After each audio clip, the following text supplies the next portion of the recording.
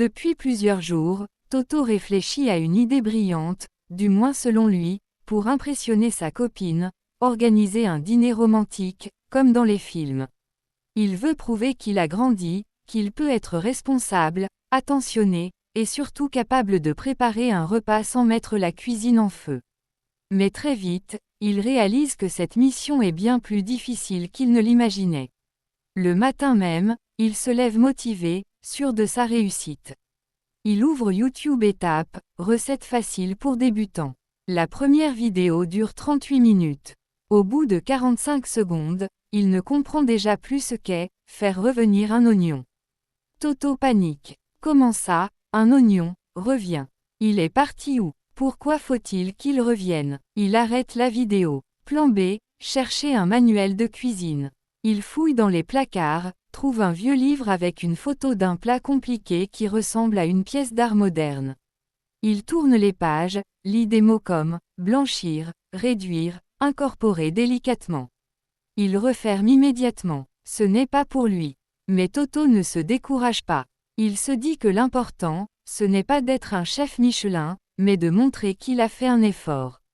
Alors il décide d'attaquer ce qui lui paraît le plus simple, couper un oignon. Après avoir cherché pendant 10 minutes le couteau, qui coupe vraiment, il se met au travail.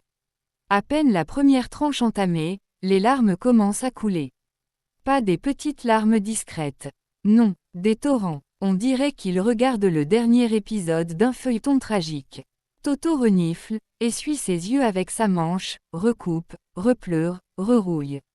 Au bout de quelques minutes, l'oignon ressemble à tout sauf à quelque chose de comestible. Toto abandonne. Il déclare la guerre aux oignons et se promet de ne plus jamais en approcher. Il passe alors au plan C, contourner la cuisine complètement. Après tout, un dîner romantique, c'est aussi une ambiance, une atmosphère, un décor. Il se dit même que si la table est magnifique, sa copine ne remarquera peut-être pas qu'il n'y a pas de vrai repas. Donc Toto se lance dans la décoration. Il commence par étendre une nappe blanche, ou du moins une nappe qui était blanche avant de devenir légèrement beige à force d'être oubliée dans un tiroir. Il met 2 assiettes qu'il a soigneusement choisies, celles qui ont le moins d'éclat. Il ajoute 2 verres à pied, dont l'un est un peu plus petit, mais il se dit que personne ne verra la différence si on penche légèrement la tête. Puis il allume une bougie parfumée, senteur, vanille tropicale explosive. L'odeur envahit immédiatement la pièce comme un nuage sucré trop ambitieux. Toto tousse, mais se dit que ça fait romantique. Il met une musique douce, choisit une playlist intitulée « Love Vibes », mais la première chanson est un vieux tube des années 90 remixé en version techno. Trop tard, il laisse. Quand il regarde enfin le résultat, il est fier. Vraiment fier. Il se dit, elle va être impressionnée. L'ambiance est parfaite. On dirait un restaurant, bon, peut-être pas étoilé, mais au moins éclairé.